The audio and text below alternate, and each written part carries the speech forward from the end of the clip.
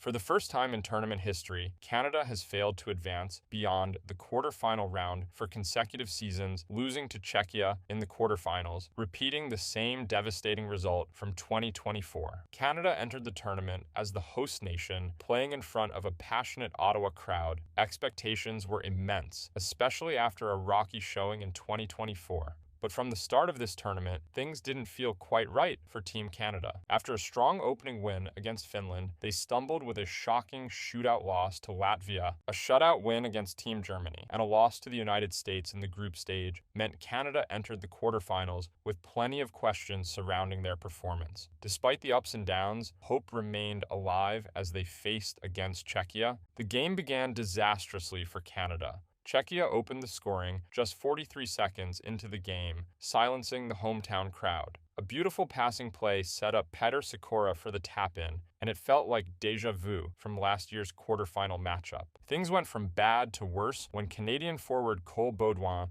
was ejected for a dangerous knee-on-knee hit midway through the first period. Czechia capitalized on the ensuing 5-minute power play, though not in the way anyone expected. Canada's penalty kill stepped up, with Tanner Howe scoring a shorthanded goal to tie the game. But moments later, an unlucky bounce off a Canadian defender's hand put Czechia back in the lead. By the end of the first period, Czechia led 3-1, capped off by captain Edouard Sal's goal in the final seconds. It was a gut punch for the Canadians, who were already facing an uphill battle. The second period brought some life to Canada's game. They tightened up defensively and began generating chances. Late in the period, Porter Martone tipped in a Tanner Mullenduck shot. The Ottawa crowd roared with excitement as the team entered the third period down 3-2.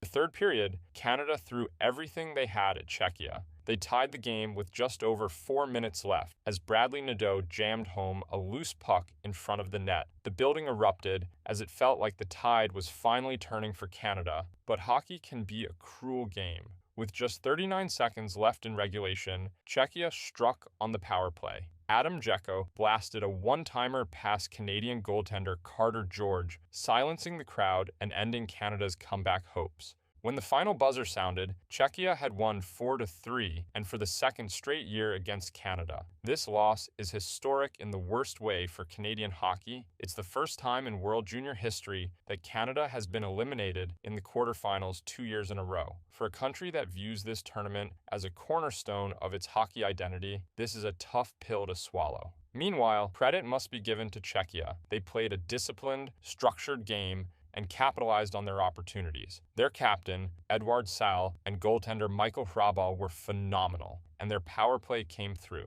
For Canada, questions will be asked about the roster construction, coaching decisions, and lack of discipline throughout the tournament. Head coach Dave Cameron will undoubtedly face scrutiny for some of his choices, including lineup changes and how he handled in-game adjustments. But before we get into what was wrong with Canada this tournament, if you enjoyed the video so far, consider subscribing to the channel. Only less than 1% of my audience is subscribed to the channel. It's free, and you can change your mind at any time. But let's get into what was wrong with Team Canada this tournament.